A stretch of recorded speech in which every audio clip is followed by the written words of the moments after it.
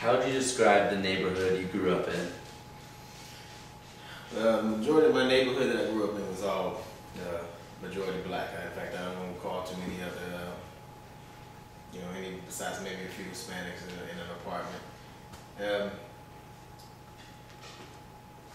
It was a great neighborhood for me, I guess, growing up, because I knew everybody knew me. A lot of the people knew my family. It's called, Hamilton Park. The elementary was right there. I could walk out, play football with my friends. It was fairly safe, to go and come home at night. And at that age, probably when I was 10, 11. But it could be very violent at times. It wasn't a very high. At least I was ignorant to it. Not very much crime went through, but it was there. I think probably when I became a teenager, that's when it probably started getting a little bit more violent. A few gangs and everything like that. But I was able to steer away from it. As I moved out, I ended up moving out. My family did to Garland, so Garland's where I graduated high school. Okay. What would you say the most difficult part of your childhood was? Thinking back, I think it was probably just not having a father there, and there was never a father figure for me until I met Mark, but besides that, there was never a solid man there in my life, so that's probably the most difficult. My mom did a wonderful job. She had me and my sister to raise, and she struggled at times, but she kept us busy, kept us out of trouble. And but other than that, that may be cliche for a lot of black kids, but it's real. I think it is. I think it's important. I will never let my son grow up without his father. But once I met your father, he was the man for me. Here's your favorite question. Exactly. Are there any stories from your childhood that stood out and that you still remember clearly today? It probably goes back to my father. One time I was at my grandmother's house in the living room, and I was probably about 7 or 8, I say. And my father hadn't probably been in my life consistently till since I was 4 or 5. As I'm watching TV, and I don't know what kind of day it was, when I was watching TV, and I could see outside the door, to keep the door open. I see him walk right past my grandmother's house. And I probably hadn't seen him in years. And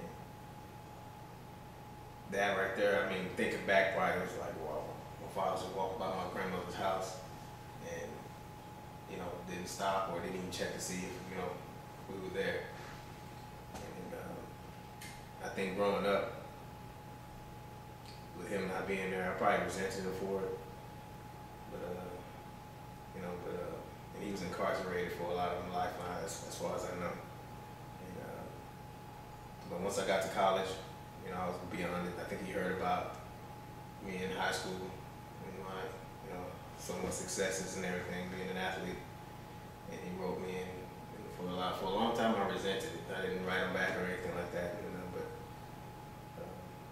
I forgave whatever resentment I had towards him, and he actually got to meet his grandson while he was in jail before I went enlisted in the military. And we was on the way to reconciling as an adult, but he ended up passing away.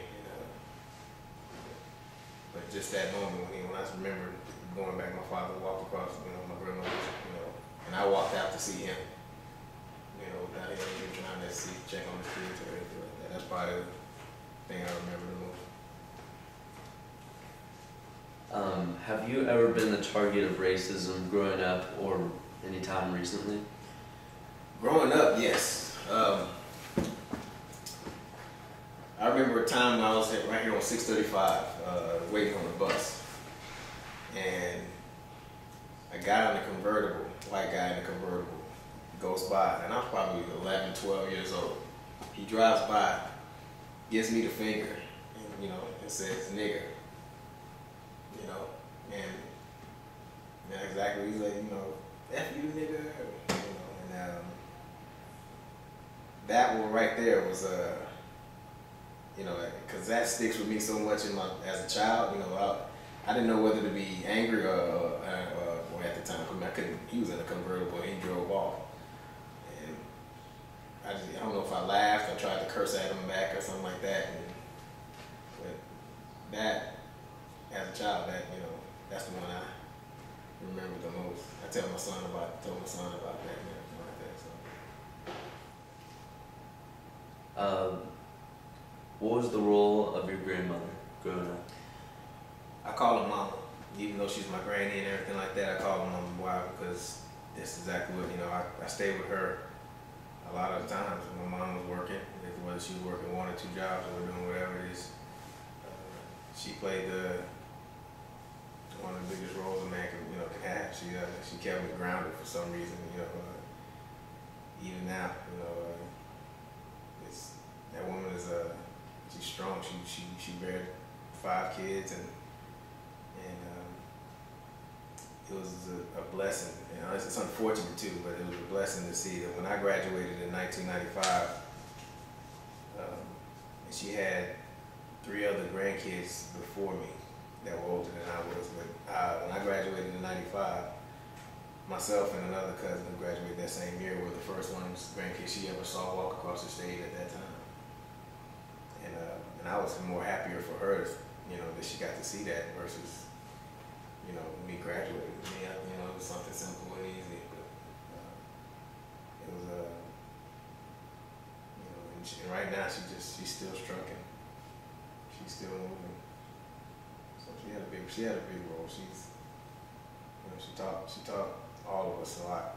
She's probably one of the most loving women I've ever met. You know, because she takes in everybody. You know, no matter their faults or whatever, she takes them all in and loves them as their own. I have never been to prison. Don't plan on going. Yeah, I have pretty much every male figure in my life that's been in prison. My father, I didn't know he was in prison until I was in high school. His brothers have been in and out of prison. For those men that were close to me, my other cousins, elder cousins, I have 4 that were older than I was. They all been in and out of prison. Yes, but I have.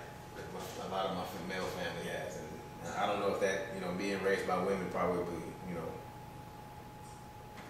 because since they didn't have any, your sons were always in and out of trouble. I was there, you know, the ones they kind of looked at, you know, as the one. So it's the only person, male figure that wasn't in prison was my mom's twin, my uncle Darryl. You know, he wasn't, you know, as in all into me or anything like that. He has his own family. Why did you decide to join the Air Force? I got married in March of '97, and my wife ended up getting pregnant, or she got pregnant during that time frame. And you know, I had a job. I was, you know, working. It just wasn't anything, and I was living with my father-in-law. And it just wasn't anything I saw as something that I could excel in. So I made a decision.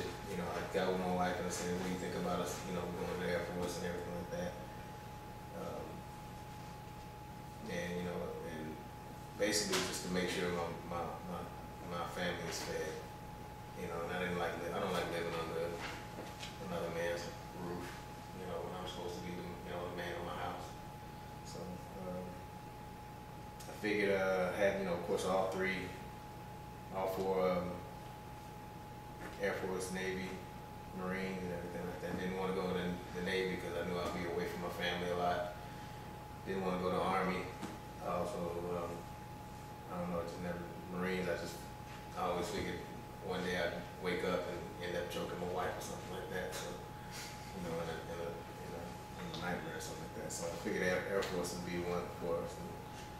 been a blessing to me and my family. So it's been a good choice. How hard was your decision to join? It wasn't very hard. I may have been, because I never pictured myself, I didn't want to go to military. I wanted to go to college and, you know, have a job and everything like that. For the reasons that I had, it wasn't hard, you know. It wasn't hard at all. It just, you know, the only thing I probably may have been a little disappointed with myself, just the way it was how I pictured my life to be. You know, I wanted to graduate college and everything like that. And I still would. Okay. And then, up to today, what has been your biggest accomplishment in life, or accomplishments?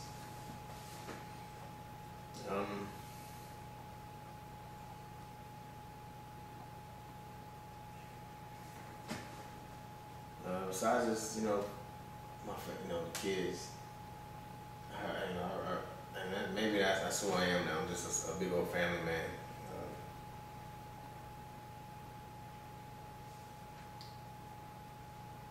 Having, you know, my daughter, having my son, and just being able to be there for them. I'm the #1 fan in anything they do, you know.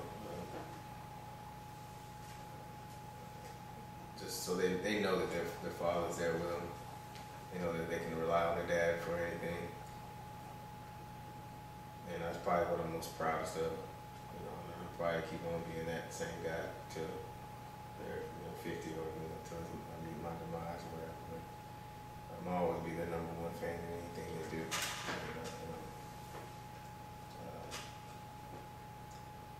He said, you know, what was the other question? Biggest disappointment?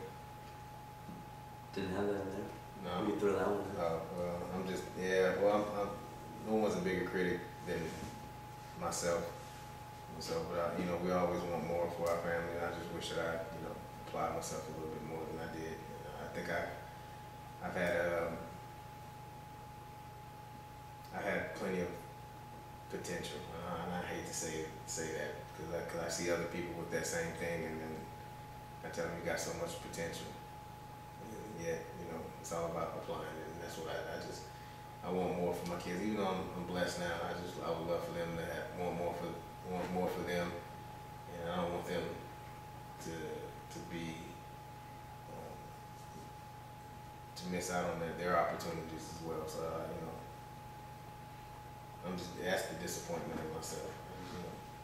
You know, I want to graduate, you know, go to school, do all those things and stuff, but I'm gonna make sure my son and my daughter does.